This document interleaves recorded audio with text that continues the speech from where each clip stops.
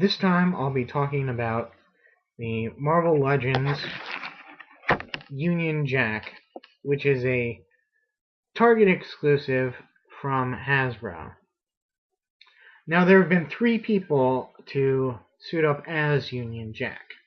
The first one being James Montgomery Falsworth, and he first appears in Invaders number 7 in 1976. Now he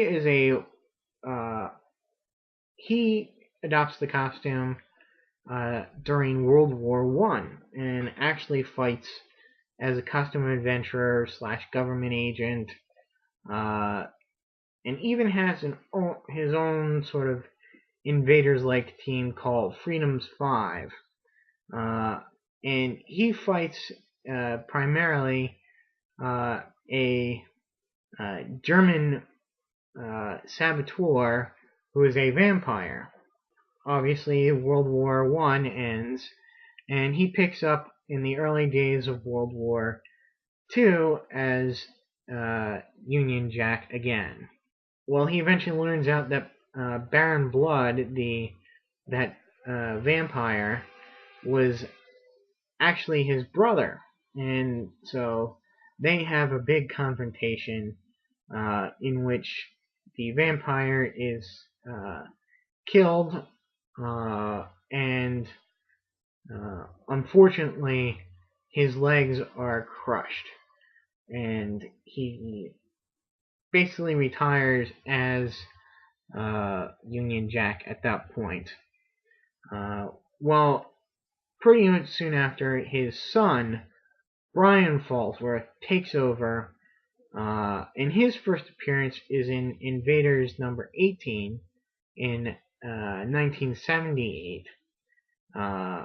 And his thing is that he was a sympathizer, an early sympathizer with the Nazis and fascism, and he went over to Germany with his friend Roger Aubrey to promote peace between Germany and England.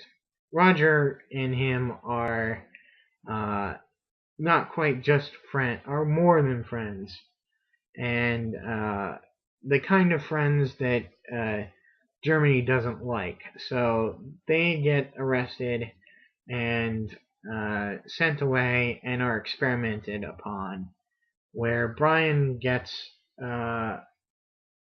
powers from a version of the super soldier serum,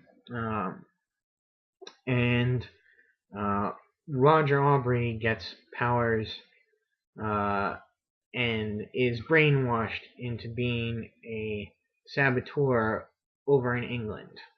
Well, Brian escapes and frees Roger from his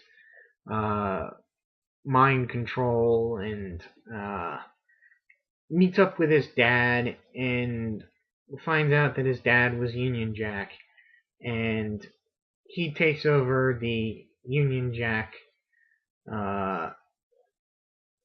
thing, and Roger then takes over Brian's previous identity as the Destroyer.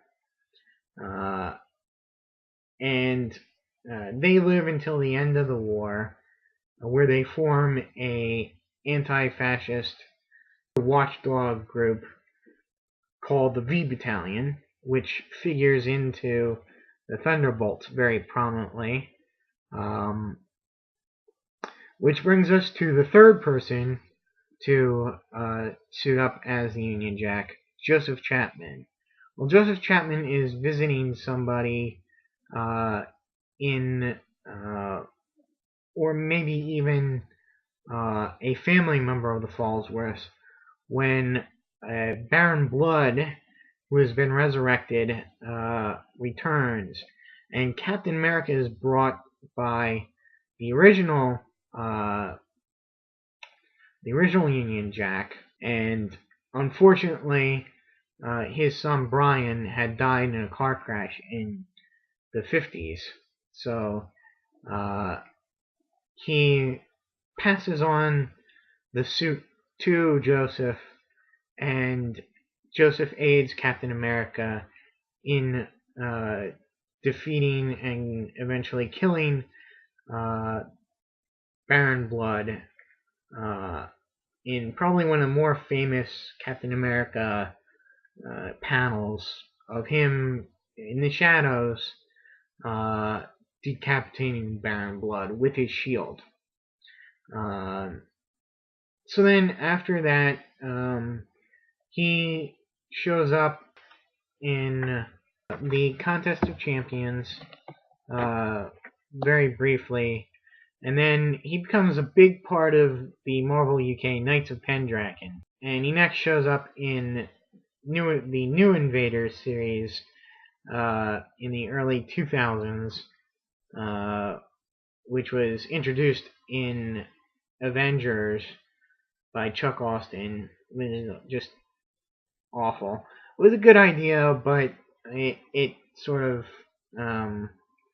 never lived up to his promise. So anyway, that leads to an appearance in Captain America, where Captain America is tracking the Red Skull and asks for his help when he's in England. And he provides quite a bit of help to him. And it's a great issue by Ed Brubaker, a couple of issues by Ed Brubaker. And that leads into his own limited series, where he has to prevent this massive terrorist attack on London with the help of some mismatched heroes like Sabra, the Israeli hero, and a new Arabian Night hero, and that kind of causes tension because, Jews and Muslims, they're so, hard to get along. But, he eventually brings them into a pretty good fighting force, and wins the day. He next shows up a couple of times in the MI13 Captain Britain and the MI13 series. Not really a prominent role, but he is there. And for powers, he doesn't have too much powers. He did have powers, enhanced powers, as a Knight of the Pendragon, but since that has departed, he's left with some, but not as much.